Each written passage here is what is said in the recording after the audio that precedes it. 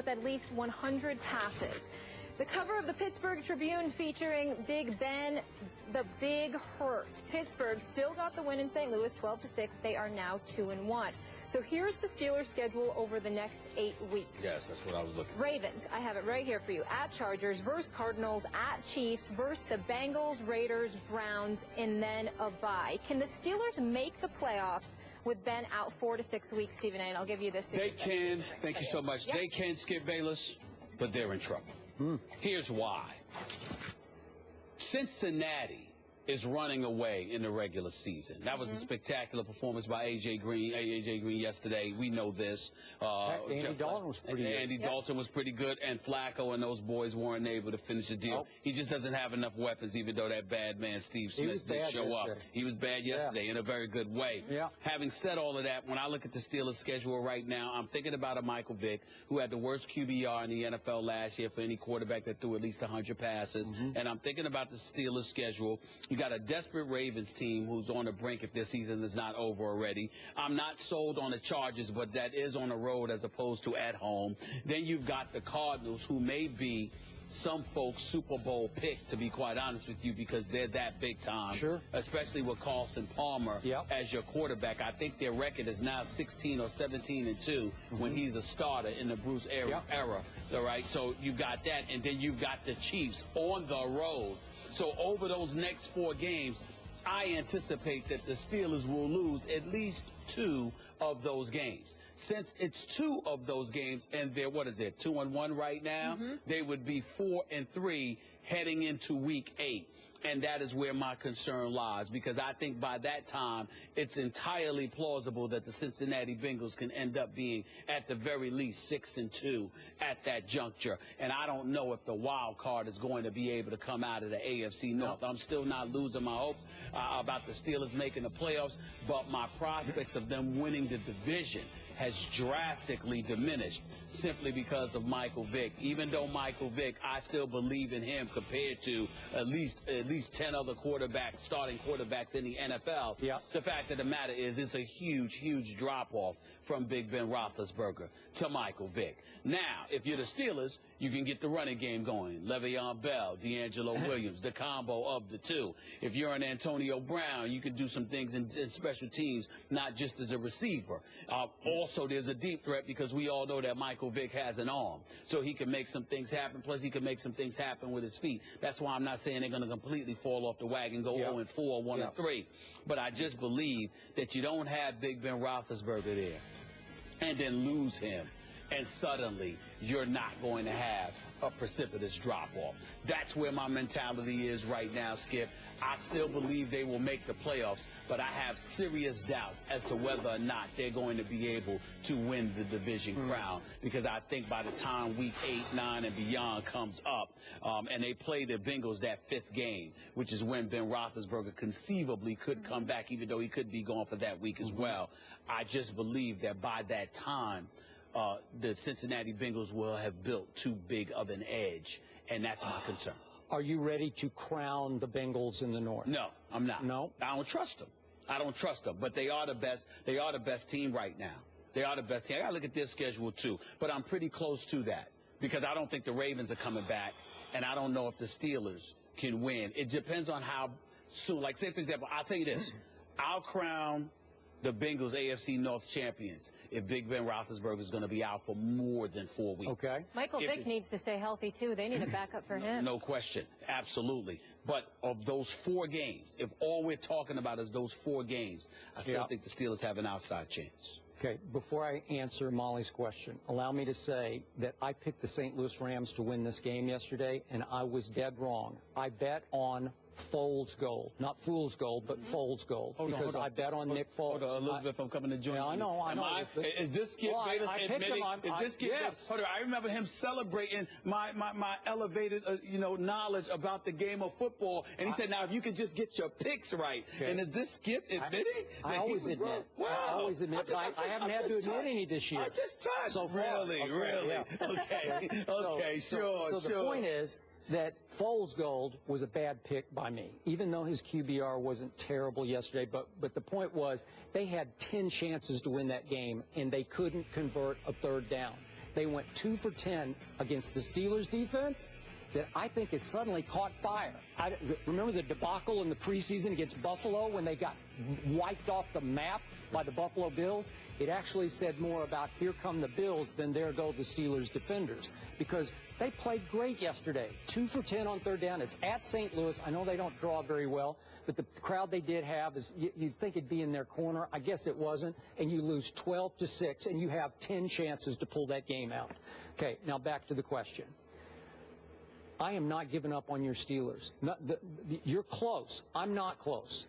And it was heartwarming to me that there is one man and only one man who gave Michael Vick a job, because I don't think he'd be in football except for Mike Tomlin. Am I right about that? Absolutely right. Okay, so I love that, because I know we've been through all the dog stuff. I don't want to start in that. But I love what Michael Vick has made himself into as a man and a football player, even though he has taken a horrendous beating, as you keep pointing out what you're lying about. That's right. Got hit in the ribs and grabbed his head. Okay, because he's had head injuries right and left. Right. Okay, but if you give Mike Tomlin a few days, and obviously they're playing on a very short week, to try to install some things that Michael can still do at this advanced age with all of his cumulative injuries that he suffered, I think they're going to be okay. And I also believe that Ben Roethlisberger, remember his motorcycle accident, how fast he came back from that?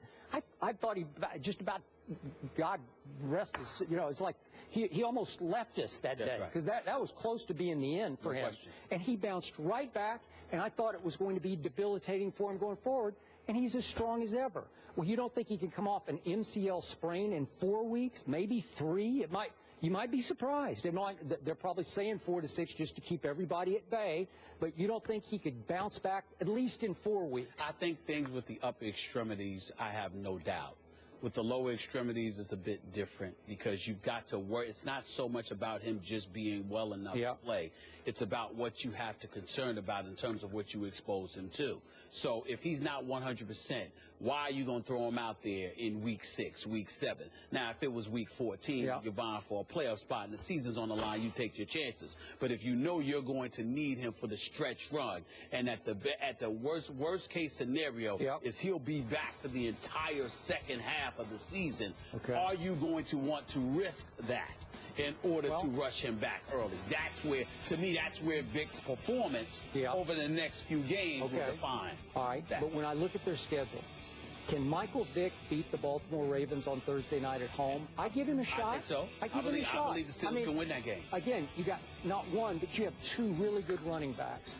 And you can figure out how to get Michael in situations that can benefit him, and some other ways to get the ball to Antonio Brown. Maybe you run reverses. Maybe you run slot handoff reverses. Little things you can do. Okay? So I look at, then they go to San Diego. The Chargers are a supreme disappointment to me, because so far they've beaten only one team when Phillip Rivers completed his last 20 passes. Guess who that was? The Detroit Lions. So we're going to talk about them later.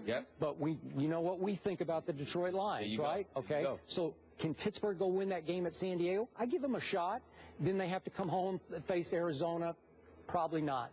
At Kansas City, probably not. But still, if you look at what's going to happen in this division, and it's hard to play down the schedule because it gets complex, the Ravens ain't dead yet. If you look all the way down their schedule, we don't have time to go game by game because it just blows your mind. We'll revisit the AFC But trust me, if you go down their schedule, you'll start saying, wait a second, they could win that one, then they could get on a roll and win that one and that one.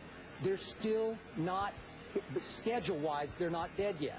While Cincinnati, at 3-0, looking like the world beater that they are, they have Kansas City and Seattle at home. Are you sure they're going to win both those games? Because I'm not. They're definitely going to lose one of them. All right. Okay, they're definitely going to lose one of them. Then they go to Buffalo. You give them, I'm going Buffalo all day on that game, because Buffalo is serious business on offense and defense. Well, Tyrod Taylor has shocked me.